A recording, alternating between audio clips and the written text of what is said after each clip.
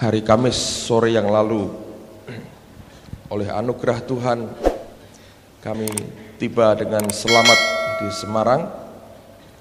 Setelah kira-kira 10 hari kami pergi dan sebagian besar dari waktu yang ada dihabiskan di kota Toronto. Saudara mungkin bertanya dan belum terlalu mengerti, tetapi dalam hari-hari terakhir ini makin banyak hamba-hamba Tuhan yang cerita tentang apa yang terjadi di kota Toronto. Saya mau saksikan sedikit mungkin bagi saudara yang belum mengerti, dan saya harap ini bisa memberkati kita sekaligus untuk menyadarkan kita bahwa apa yang selama ini kita alami sungguh merupakan bagian daripada kegerakan Tuhan yang sedang Dia kerjakan di seluruh dunia. Pada sekitar akhir tahun 80-an atau pertengahan tahun 80-an, ada seorang pengusaha Kristen bernama John Arnott datang ke Indonesia untuk tujuan bisnis. Nah, ketika dia datang ke Indonesia untuk tujuan bisnis, dia diundang oleh satu persekutuan doa karena kenalan dari rekanan bisnisnya seorang Kristen juga. Dia diundang untuk menyampaikan firman Tuhan. Nah, ketika John Arnott ini menyampaikan firman Tuhan, ternyata beberapa orang memberikan dirinya dan terima Yesus. John merasa tergerak hatinya karena dia berkata begini, aku ini seorang pengusaha, tapi waktu aku bersaksi, orang-orang menerima Yesus. Lalu Allah mulai berikan beban dalam hatinya dan dia berkata begini, mengapa aku tidak kembali ke kotaku dan membantu mendirikan akan gereja, menginjili akan orang-orang yang belum diselamatkan. Dia pulang ke Toronto dan dia memulai persekutuan rumah tangga yang kemudian berkembang dan akhirnya menjadi gereja. Nah, setelah jemaatnya berkembang kira-kira 300 orang, lalu kemudian dia melepaskan semua pekerjaannya dan dia full time sebagai gembala sidang. Tetapi tahun-tahun setelah itu, dia merasa ada yang kurang dari hidupnya, sampai istilahnya dia mengalami keadaan yang desperate sekali, tertekan dan berat sekali. Dia mencari akan Tuhan karena dia tahu ada yang hilang dari hidupku, yang belum aku capai bersama dengan Tuhan.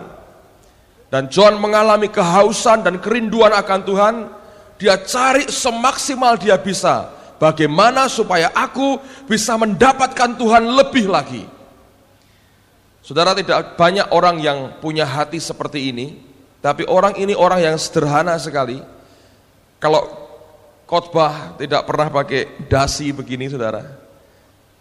Baju tangan pendek, pakai jeans, pakai sepatu cat. Itu tipikal orang-orang gereja Vineyard seperti itu. Lalu kemudian dia teman baik dari pendeta Benny Hinn.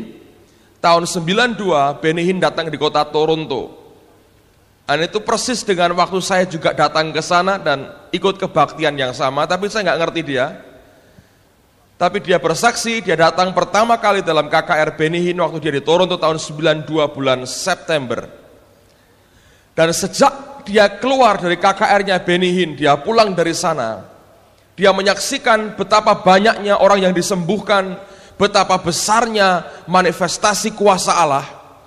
Dia pulang dalam keadaan berubah. Kenapa, saudara? Karena sebelumnya John Arnott banyak melayani pelepasan, dan dia menyaksikan akan manifestasi dari setan tiap hari dia saksikan. Jadi lama-lama dalam pikirannya, waduh, setan itu ternyata juga tidak main-main ya. Jadi dia pikir setan juga besar. Ketika dia datang ke KKR-nya Benny Hinn, dia berkata, wah, Tuhanku lebih gede kalau begini. Karena dia menyaksikan demonstrasi kuasa Allah yang begitu luar biasa. Nah, sejak itu dia makin haus dan dia makin lapar akan Tuhan. Dia terbang ke Argentina, ada seorang pendeta penginjil yang diurapi Tuhan, namanya Claudio. Claudio ini dipakai Allah luar biasa. Dalam KKR-KKR-nya banyak orang mengalami mabuk dalam roh. Sampai orang berkata begini, kalau si Claudio ini buat kebaktian, Sopir-sopir taksi di Argentina sudah standby di luar gereja. Kenapa? Karena banyak jemaatnya keluar dalam keadaan mabok dan tidak bisa nyetir lagi. Lalu mereka harus naik taksi. Nah, sopir taksinya ini tahu ini para pemabuk yang tidak berbahaya, karena sambil mabuk mereka berkata, haleluya, puji Tuhan, saudara. Ini mabuk roh. Nah, John Arnott datang pada Claudio dalam seminar dan dia didoakan juga. Dia terbang ke Amerika, dia datangi pendeta Rodney Howard Brown yang dikenal dengan Holy Laughter-nya. Dan minta didoakan juga, kemanapun ada orang diurapi, dia kejar orang itu dan dia minta didoakan. Tetapi ketika dia pulang ke gerejanya, tetap tidak terjadi apa-apa. Tapi kerinduannya kepada Tuhan begitu besar, dan dia berkata, Tuhan, aku ingin Engkau lebih lagi. Itu yang merupakan jeritan hatinya. Sampai akhirnya pada awal tahun yang lalu, sekitar bulan Januari awal, dia mendengar bahwa seorang rekannya sesama gereja Vineyard, namanya Randy Clark, orangnya juga sederhana sekali. Dia mengembalakan gereja di St. Louis, di Missouri, di Amerika. Dia mendengar Randy Clark dipakai Tuhan, ada kegerakan rohani yang terjadi lewat pelayanannya. Dia hubungi Randy Clark dan dia minta terbang ke Toronto untuk kebaktian selama 4 hari. Lalu ketika 4 hari berlangsung kebaktian, Allah bekerja dengan begitu luar biasa. Manifestasi roh Allah begitu hebat, sampai John Arnott berkata, Randy, kamu gak bisa pulang. Kamu harus perpanjang kebaktian ini, karena ini kalau dibubarkan, bagaimana nanti? Tiap hari, mari buat kebaktian. Diperpanjang kira-kira sampai 1 minggu, dan setiap kali kebaktian, roh Allah melawat mereka. Ada orang yang tumbang dalam roh, orang tertawa, orang mengalami jamahan Tuhan. Sebagian setiap minggu kita saksikan terjadi di tengah-tengah kita, dan banyak di antara Anda yang sudah mengalami jamahan Tuhan yang sama. Nah, setelah Randy Clark pulang, John Arnott meneruskan kebaktian, karena jemaat minta, ayo kebaktian lagi. Jadi selama mulai tanggal 20 Januari itu, hampir setiap hari praktis mereka buat kebaktian. Nah, ketika John Arnott meneruskan, hal yang sama terjadi. Allah melawat dengan begitu dahsyat, sampai kemudian beberapa bulan lamanya. Lalu John Arnott telepon beberapa temannya, dan dia berkata begini, ayo datang ke gerejaku, lihat apa yang sedang terjadi. Beberapa pendeta datang ke sana, termasuk beberapa hamba Tuhan dari Inggris, datang ke sana untuk menyaksikan apa yang terjadi. Nah, waktu mereka ikut kebaktian, mereka didoakan, Allah menjamah mereka. Waktu mereka pulang ke gerejanya masing-masing, Tuhan bekerja dengan cara yang sama di gereja mereka. Terutama di Inggris, gereja-gereja Baptis dan Anglikan, gereja-gereja yang konservatif, mereka mengalami jamahan Tuhan, dan mereka dirubah Tuhan luar biasa. Allah bekerja dengan cara dan manifestasi yang sama. Nah, ketika beberapa orang Inggris melihat itu, lalu makin banyak pendeta-pendeta dari Inggris dan Eropa yang datang ke Toronto, minta didoakan. Waktu mereka pulang, mereka mengalami hal yang sama. Nah, berita ini diliput juga oleh beberapa media massa sekuler, bukan majalah Kristen, tapi koran biasa. Dan anehnya, surat-surat kabar ini meliput dengan berita yang sangat positif. Mereka berkata, luar biasa, gereja bangkit kembali. Ini yang selama ini ditunggu-tunggu, mereka bangkit kembali. Selama ini gereja mati, sekarang hidup kembali. Mereka menulis dengan begitu positif, sampai seluruh Inggris dan Eropa mendengar itu. Sejak itu rombongan pendeta demi pendeta, dari puluhan sampai ratusan, sampai hari ini setiap minggu paling tidak 1000 pendeta datang ke Toronto untuk menyaksikan dan mengalami akan apa yang sedang Tuhan kerjakan. Nah, ketika berita ini disebar, sampai akhirnya kedengaran orang-orang dari CNN, televisi yang terkenal itu, yang sebuah berita, dan CNN meliput akan berita itu. Nah, begitu CNN memberitakan, seluruh dunia mendengar tentang kota Toronto. Saudara, yang luar biasa adalah yang datang kepada mereka sebagian besar adalah para pendeta dan para pemimpin. Sehingga waktu mereka pulang ke gereja masing-masing, di bawah mereka jemaat yang ada mengalami pembaharuan demi pembaharuan yang begitu dahsyat dan luar biasa. Kalau Anda lihat kebaktiannya sederhana sekali. Gedung gerejanya jelek seperti yang kita punya. Ini kalau dibuka kelihatan rangkanya. Nah, gereja mereka persis sama. Kalau dibuka kelihatan rangkanya, rangka bangunannya. Kayak gudang, kira-kira 2 kali lebih gede dari yang kita punya. Saya menghibur diri, saya berkata begini, oh Tuhan itu memang dari dulu, dari sononya, selalu cari gedung yang jelek-jelek, ya kan? Dia lahir di mana? Di hotel atau di kandang? Kandang, saudara. Ya, kegerakan-kegerakan rohani dari bangsa-bangsa zaman-zaman dulu, dimulai dulu di gudang, di rumah jelek, selalu begitu. Abad 20 ini di Toronto juga di gereja jelek. Kita juga dilawat Tuhan karena gerejanya jelek juga, saudara. Jadi bagus juga lah punya gereja jelek. Rupanya disitulah hati Tuhan terpikat, saudara. Jadi saya menghibur diri dengan cara begitu. Nah, apa yang terjadi kemudian? Dari kegerakan itu, akhirnya banyak hamba-hamba Tuhan yang terkenal, yang sudah punya nama, mereka semua datang ke sana, minta didoakan, minta dilayani, dan mereka pulang dirubah oleh Tuhan. Nah, ternyata kegerakan ini terjadi di seluruh dunia, saudara. Bukan hanya bagi mereka yang sudah ke Toronto, mereka yang belum ke Toronto pun tanpa mereka ngerti dihisapkan Tuhan dalam kegerakan yang begitu besar yang melanda seluruh dunia. Yang paling mengesankan buat saya baca satu buku dengan judul Toronto Blessing. Ada seorang editor majalah Alpha Magazine, itu merupakan majalah Kristen di Inggris, bernama Dave Robert. Orang ini menuliskan tentang bagaimana dia meneliti akan kegerakan rohani di Toronto. Dia tuliskan dalam buku Toronto Blessing. Dan dia menceritakan akan kegerakan yang terjadi juga di Irlandia Utara. Ini luar biasa. Bersamaan dengan beberapa pendeta dari Irlandia Utara datang ke Toronto, mereka pulang balik ke Irlandia, gereja mereka dirubah Tuhan. Dalam waktu beberapa saat kemudian terjadi gencatan senjata antara Katolik dengan Protestan. Anda ingat tahun lalu terjadi untuk pertama kalinya setelah perang bom sekian tahun, saudara. Mereka mengalami gencatan senjata. Setiap ada movement Tuhan, itu membawa akibat kepada masyarakat sekitarnya. Di kota Toronto sekarang ini, angka kejahatan itu menurun begitu drastis sekali. Nah, apa yang terjadi di Vineyard, saudara, ini yang luar biasa. Pemerintah Kanada berkata, tahun 94, gereja Vineyard itu merupakan atraksi turis terbesar sepanjang tahun 94 untuk kota Toronto, mengalahkan Niagara Falls, saudara. Diperkirakan selama setahun itu sudah lebih dari 200.000 orang yang berkunjung ke sana, dan separuh di antaranya adalah para pendeta, bishop, dan para pemimpin gereja. Dari hampir semua denominasi yang pernah ada, mereka semua kumpul. Dalam setahun tamunya 200.000 orang. Anda bisa bayangkan? Dan mereka berkata itu merupakan atraksi turis yang terbesar. Sampai beberapa hotel memberikan diskon itu gila-gilaan.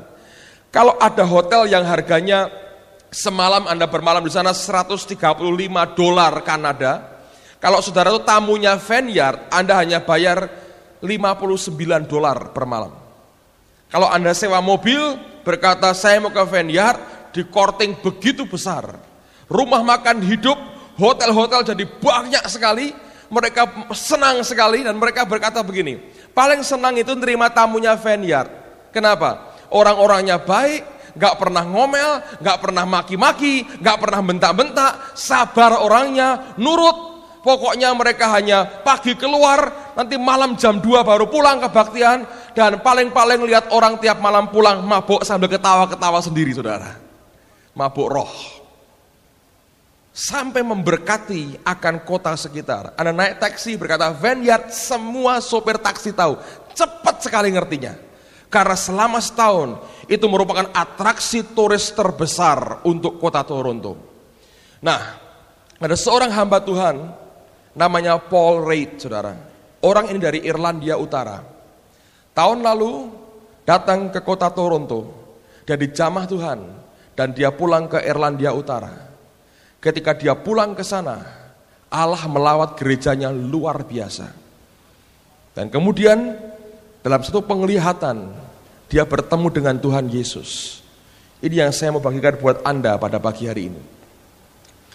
Ketika dia ketemu dengan Yesus, Tuhan berkata kepada dia, I want my church back. Aku mau kembalikan gerejaku padaku. Dan Paul Reed ini bertobat, dia nangis di depan Tuhan. Dan dia berkata, ya Tuhan, seringkali kami merampas akan gerejamu. Saudara, buku Toronto Blessing itu saya baca ketika saya masih di Toronto. Dan waktu saya baca buku itu, dan saya dengar akan kesaksian dari Paul Reed ini, yang mendengar Tuhan berkata, I want my church back. Kembalikan gerejaku kepadaku. Perkataan yang sama itu nemplak saya luar biasa. Saya nangis di depan Tuhan, saya berkata, Tuhan, selidiki hatiku dan hidupku juga. Jangan-jangan aku ini orang yang juga pegang dan mau rampas milikmu untuk jadi milikku sendiri. Dan pada waktu itu saya sadar, saudara, Roh Kudus membukakan sesuatu buat saya. Ayo buka Alkitab sama-sama, saudara. Lukas pasal yang ke-20. Dan tiba-tiba ayat ini bisa begitu hidup. Saya berdoa dan ayat ini bisa begitu hidup, saudara. Lukas 20 mulai ayat yang ke-9. Lukas pasal 20 ayat yang ke-9. Saudara, kalau saya melihat apa yang terjadi di Vineyard ya, saya baca bukunya dan saya melihat ini merupakan kegerakan yang berlaku di seluruh dunia. Yang kita alami selama 2 tahun terakhir ini, tanpa kita tahu, itu merupakan pekerjaan Tuhan yang juga dikerjakan di seluruh dunia. Dan akhirnya ujungnya membawa apa? Membawa orang jatuh cinta dengan Yesus. Nah kalau sudah begini, kita semua sangat yakin sebetulnya bahwa Yesus akan segera datang yang kedua kali. Amen, saudara. Nah sekarang kembali ke Lukas pasal 20 ayat yang ke-9. Lalu Yesus mengatakan perumpamaan ini kepada orang banyak. Seorang membuka kebun anggur, kemudian ia menyewakan kepada penggarap-penggarap, lalu berangkat ke negeri lain untuk waktu yang agak lama. Dan ketika sudah tiba musimnya, ia menyuruh seorang hamba kepada penggarap-penggarap itu, supaya mereka menyerahkan sebagian dari hasil kebun anggur itu kepadanya. Tetapi penggarap-penggarap itu memukul hamba itu dan menyuruhnya pulang dengan tangan hampa. Sesudah itu ia menyuruh seorang hamba yang lain, tetapi hamba itu juga dipukul dan dipermalukan oleh mereka, lalu disuruh pulang dengan tangan hampa. Selanjutnya ia menyuruh hamba yang ketiga, tetapi orang itu juga dilukai oleh mereka, lalu dilemparkan keluar kebun itu. Maka kata tuan kebun anggur itu, apakah yang harus kuperbuat? Aku akan menyuruh anakku yang kekasih. Tentu ia mereka segani. Tetapi ketika penggarap-penggarap itu melihat anaknya itu, mereka berunding, katanya, ia adalah ahli waris, mari kita bunuh dia, supaya warisan ini menjadi milik kita. Lalu mereka melemparkan dia keluar kebun anggur itu dan membunuhnya. Sekarang apa yang akan dilakukan oleh tuan kebun anggur itu dengan mereka? Ia akan datang dan membinasakan penggarap-penggarap itu dan mempercayakan kebun anggur itu kepada orang-orang lain. Mendengar itu mereka berkata, sekali-kali jangan. Tetapi Yesus memandang mereka dan berkata, jika demikian apakah arti nas ini? Batu yang dibuang oleh tukang-tukang bangunan telah menjadi batu penjuru. Barang siapa jatuh ke atas batu itu, ia akan hancur. Dan barang siapa ditimpa batu itu, ia akan remuk. Lalu ahli-ahli Taurat dan imam-imam kepala berusaha menangkap dia pada saat itu juga, sebab mereka tahu bahwa merekalah yang dimaksudkannya dengan perumpamaan itu. Tetapi mereka takut kepada orang banyak. Banyak orang berpikir, oh ini sudah lewat, ini bicara tentang ahli Taurat, orang Yahudi, orang Farisi. Tapi dengarkan saya saudara. Ketika saya baca buku Toronto Blessing itu, Tuhan bicara kepada Paul Reed, I want my church back. Aku mau kembalikan gerejaku. Roh Kudus berkata, hari ini gereja mengulangi kesalahan yang persis sama yang dibuat oleh orang-orang Yahudi. Para pemimpinnya, para pendetanya sebetulnya tidak lebih dari sekedar penjaga-penjaga dan penggarap-penggarap. Maka yang punya kebun itu adalah Tuhan sendiri, yang sekali-kali akan datang untuk menuai akan hasilnya, untuk mendapatkan apa yang menjadi bagiannya. Ingat dia pernah berkata, berikan kepada Kaisar apa yang menjadi hak dan bagian Kaisar, berikan kepada Allah apa yang menjadi hak dan milik daripada Allah. Maka Tuhan yang sesungguhnya akan meminta kepada setiap kita untuk kita mengembalikan apa yang menjadi haknya. Tetapi berapa kali sebetulnya Allah mengirim nabi-nabinya, Allah mengirim hamba-hambanya untuk memberitakan firman Tuhan. Dengan berbagai cara dicoba jemaatnya diyakinkan, aku akan datang segera, berikan hidupmu kepadaku, aku mau ambil hakku. Tapi kita sebagai gereja dan sebagai pribadi berkata, tidak, ini milikku, ini kerajaanku sendiri.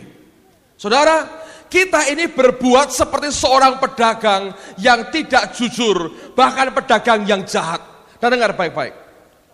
Kalau kita ini dagang, saudara, saya punya barang, buku ini saya jual kepada Anda. Lalu Anda bayar, Anda bertanya, Pak, berapa harga buku itu? Saya berkata, 10.000 rupiah. Lalu Anda keluarkan dari dompetmu 10.000 rupiah, dan engkau berikan kepada saya. Uangnya saya terima, maka seharusnya buku ini milik siapa? Milik Anda. Karena saudara yang sudah bayar lunas harga daripada buku ini. Tetapi kenyataannya, ketika uang itu saudara berikan kepada saya terima uangnya, tapi serahkan buku ini kepada Anda. Saya simpan sendiri, saya pegang sendiri, saya miliki sendiri. Saya berkata, saya tidak akan berikan buku kepadamu. Lalu engkau berkata, bukankah aku sudah bayar lunas? Saya berkata, ya, tapi saya tetap tidak mau serahkan buku ini kepadamu. Ini pedagang yang jahat, ini orang yang curang, ini pendusta, ini pembohong, saudara. Nah, hal yang sama dalam kehidupan gereja dan kita sebetulnya. 2000 tahun yang lalu, Yesus sudah membayar hidup kita lunas. Ketika di Golgota, dia bayar, dia tebus kita. Ditebus artinya, saudara dan saya dulu miliknya setan, tersiksa, teraniaya oleh karena perbuatan kuasa jahat. Dia dalam kebaikannya berkata, aku mau tebus, aku mau miliki dia. Lalu dia bayar, dengan apa? Dengan nyawanya sendiri. Dengan apa? Dengan darahnya sendiri.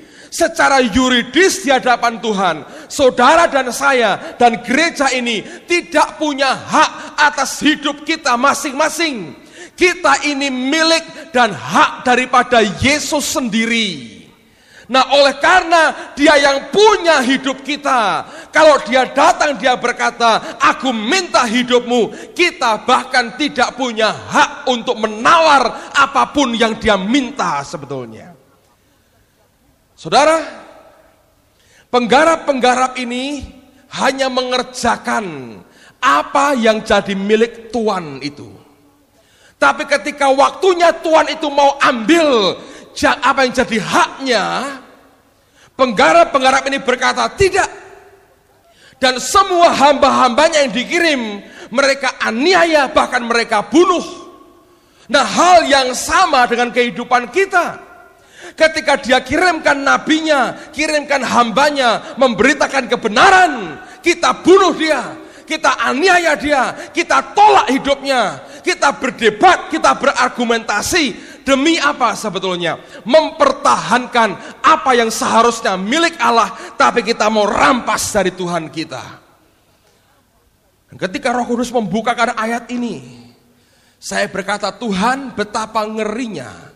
Karena dia berkata, aku akan datang, aku binasakan mereka, dan aku serahkan lagi kepada penggarap-penggarap yang lain, yang lebih jujur, yang mau memberikan hasilnya kepada pemiliknya.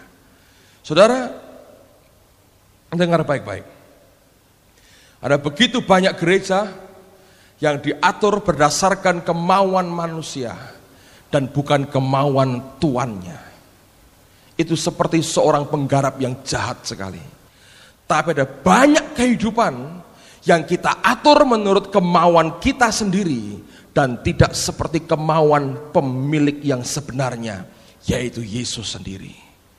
Saudara dan saya tidak punya hak atas hidup kita masing-masing. 2000 tahun lalu dia bayar kita lunas. Kalau kita masih mau simpan hidup ini untuk diri sendiri, saudara seperti penggarap-penggarap yang jahat yang mencoba merampas apa yang menjadi milik dari Tuhan. Kita nggak berhak. Ada orang berkata, ya Tuhan, aku mau menyerah, tetapi syaratnya tidak perlu syarat. Engkau sudah terbeli total. Kenapa nggak rela diberikan semuanya? Yang membuat kita berat adalah karena kita tidak pernah mau menyerah total dengan Tuhan. Ada banyak orang yang keluarganya belum diselamatkan. Ganti daripada berdoa menyerah kepada Allah, kita mencoba dengan kekuatan sendiri menarik mereka datang dengan paksa, dengan kedagingan kepada Tuhan. Bukan itu yang Tuhan mau.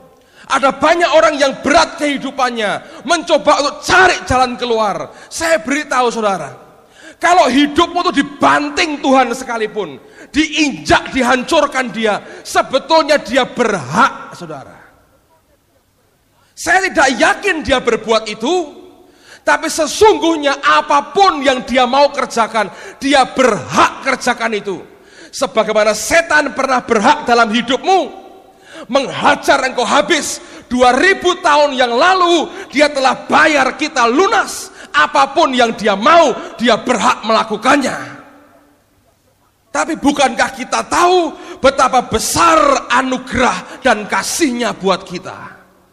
Nah, kalau gereja, kalau setiap orang percaya mengerti hidupnya ini bukan miliknya lagi, semestinya semua kita berteriak seperti Paulus, hidupku bukannya aku lagi, tapi Kristus yang hidup di dalam aku.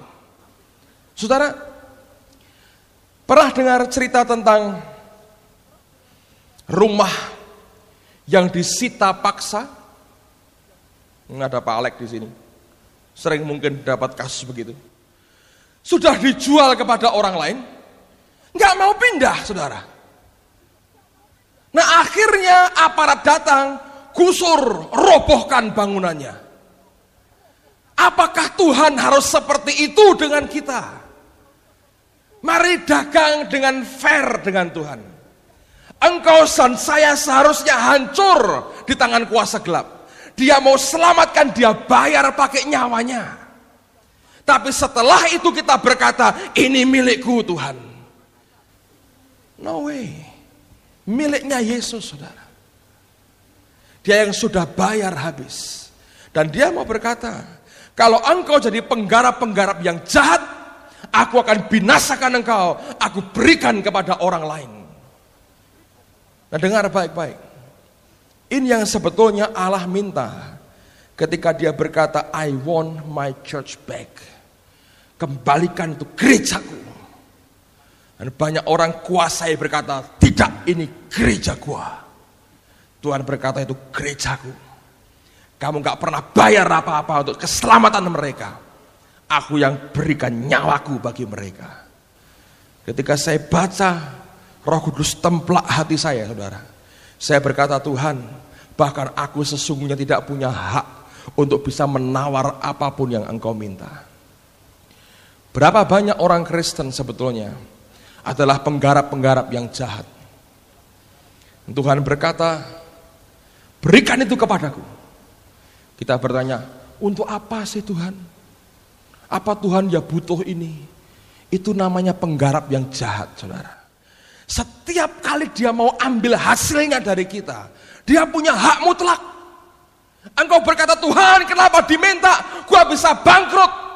Mau bangkrut, mau hancur sekalipun. Itu haknya dia sebetulnya. Walaupun saya tidak yakin dia buat itu, saudara. Tapi akhirnya kita harus berkata, sampai mau hancur sekalipun itu haknya dia sebetulnya. Tapi kita selalu berdebat dan berdalih. Itu yang membuat hati kita keras. Dan Allah harus dengan paksa dobrak apa yang sesungguhnya jadi miliknya sendiri. Saya tidak yakin, saudara, dengar, saya tidak yakin Allah punya kerinduan untuk memaksa-maksa kita. Saya tidak yakin itu. Allah mau, dia berkata, baik, selama engkau hidup, engkau garap hidupmu itu, aku percayakan kepadamu. Tapi itu milikku.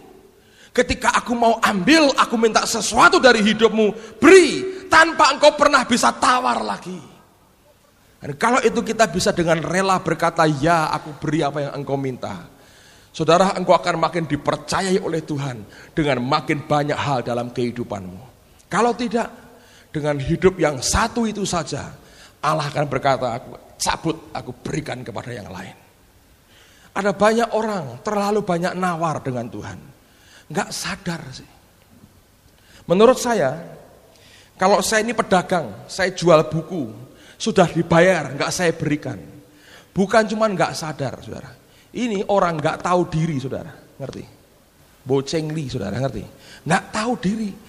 Lu sudah bayar, nggak dikasih, itu nggak tahu diri, saudara. Itu orang kurang ajar. Nah, dengan Tuhan, begitu banyak orang Kristen yang tidak tahu diri sebetulnya. Semua yang dipikirkan, apa yang aku bisa dapatkan, gua dapat apa. Bukan itu sebetulnya. Ini mutlak miliknya Tuhan. Mutlak miliknya Tuhan, saudara. Tapi yang sering kali terjadi adalah kita begitu kurang ajar dengan Tuhan. Dengan cara kita melihat, cara kita bertindak atas kehidupan kita sendiri. Sesungguhnya kita ini terlalu kurang ajar dengan Tuhan.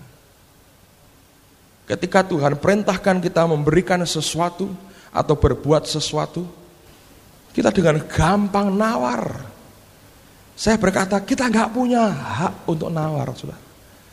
Semua sudah dia bayar lunas. Lalu apa yang dia katakan? Lihat pada ayat yang ke-18. Saya rasa hati seperti ini loh, saudara, yang sedang dia kerjakan di mana-mana. Barang siapa jatuh ke atas batu itu, ia akan hancur. Dan barang siapa ditimpa batu itu, ia akan remuk. Dalam bahasa Inggrisnya, bahasa aslinya lebih jelas lagi. Barang siapa jatuh ke atas batu itu, ia akan broken, dia akan pecah, dia akan hancur. Tetapi, dan barang siapa ditimpa batu itu, ia akan remuk. Remuk artinya crush. Itu seperti orang ditampi, diayak, winnow him and scatter him as dust. Remuk yang kedua itu artinya ditimpa, itu membuat kita ini jadi seperti debu yang kemudian disebar, ditampi, dan kemudian ditiup angin dan musnah lenyap, saudara. Saya nggak ngerti ayat ini sebetulnya. Roh Kudus mengajar begini. Aku ini batu karang yang teguh. Aku ini batu penjuru, namanya Yesus.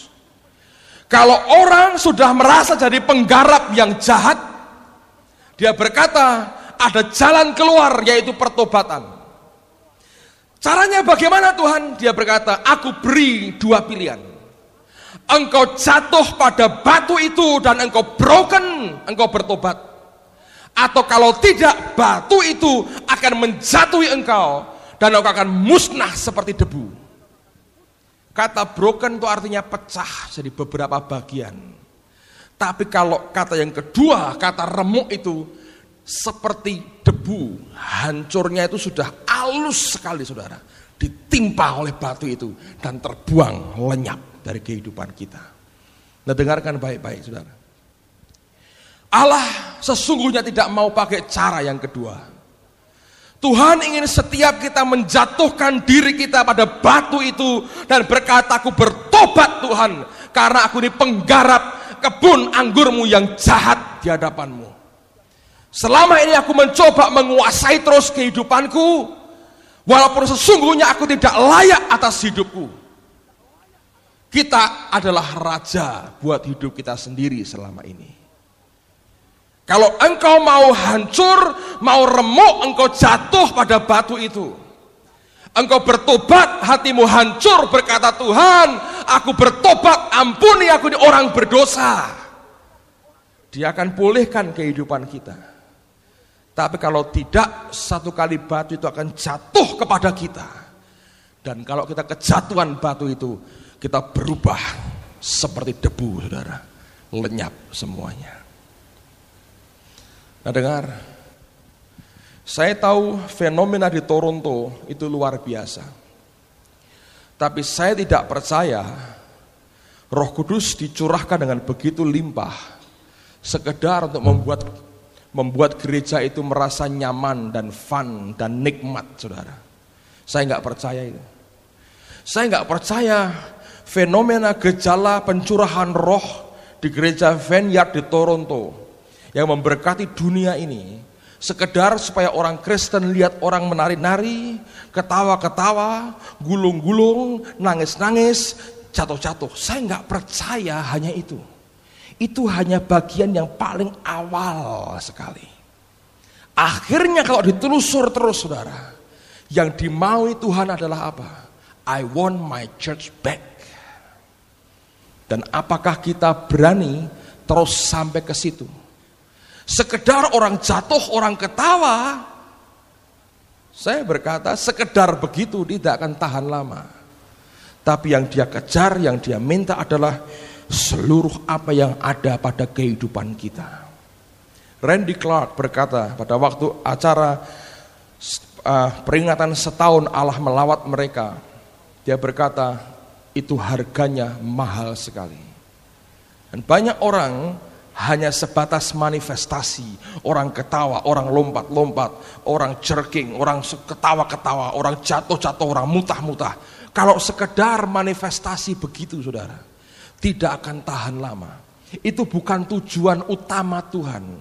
Itu hanya sasaran antara untuk membuat sadar Tuhan ada. Setelah itu dia akan minta seluruh kehidupanmu. Dan harga yang dibayar akan mahal sekali.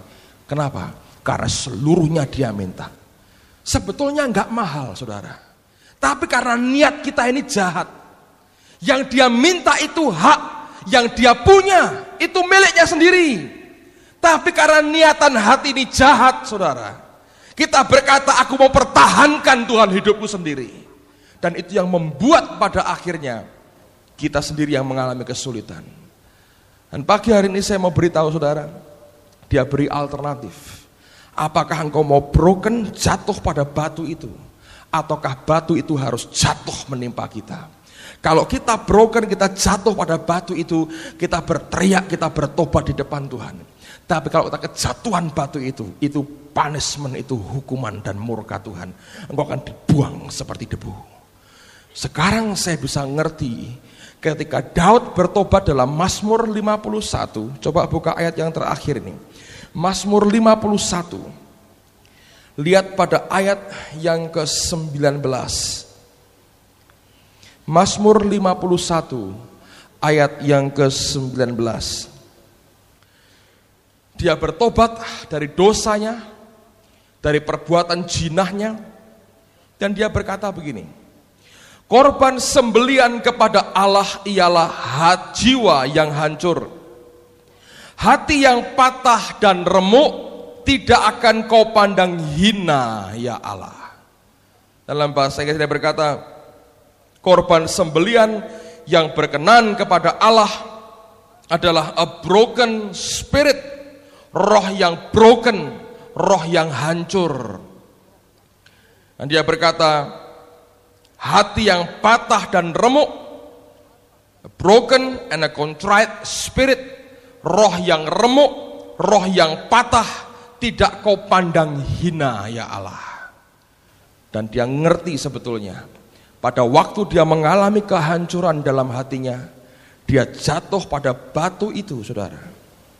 Itu yang membuat dia diangkat Tuhan. Ingat, ketika dia buat kesalahan, dia menghitung akan orang Israel.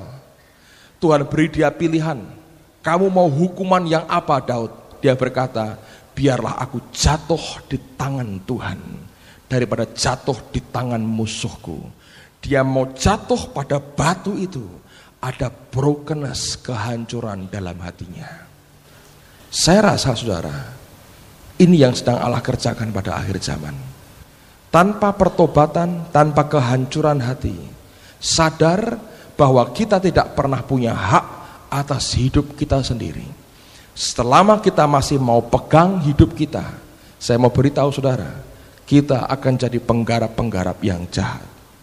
Dan pagi hari ini, saya gak perpanjang firman Tuhan, tapi saya mau berdoa supaya oleh anugerah Tuhan, saudara ngalami broken dalam hatimu. Semua kita menurut saya adalah penggarap-penggarap yang selama ini jahat. Kita nawar dengan Tuhan. Seringkali kita bangga, kita berkata, oh aku nawar sama Tuhan. Itu bukan sesuatu yang membanggakan, saudara. Karena itu sikap yang kurang ajar sebetulnya. Tidak tahu diri sebetulnya. Ya, ada banyak orang berkata, oh aku nawar dengan Tuhan. Boleh nggak nawar-nawar sama Tuhan? Ya, kalau nggak tahu diri ya begitu, saudara. Itu bukan milikmu.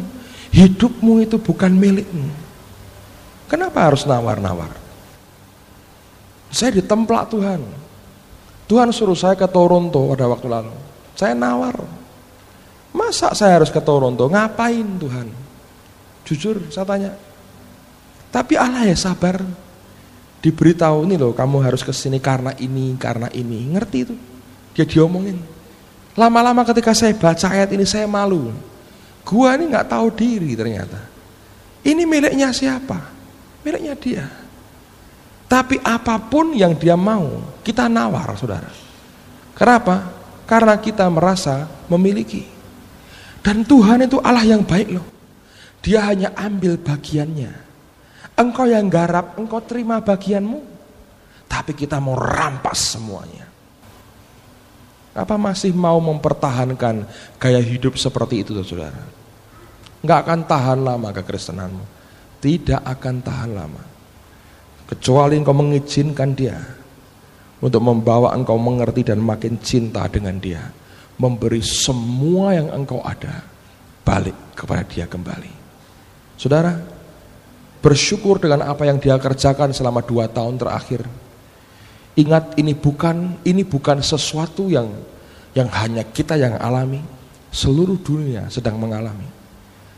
Dan saya percaya tahun ini akan banyak hal yang lebih dahsyat kalau engkau berikan hidupmu total bagi dia. Makin banyak orang yang menyerah kepada Tuhan, akan makin luar biasa Allah mengerjakan yang di tengah-tengah kita. Amen, saudara. Ayo berdoa sama-sama.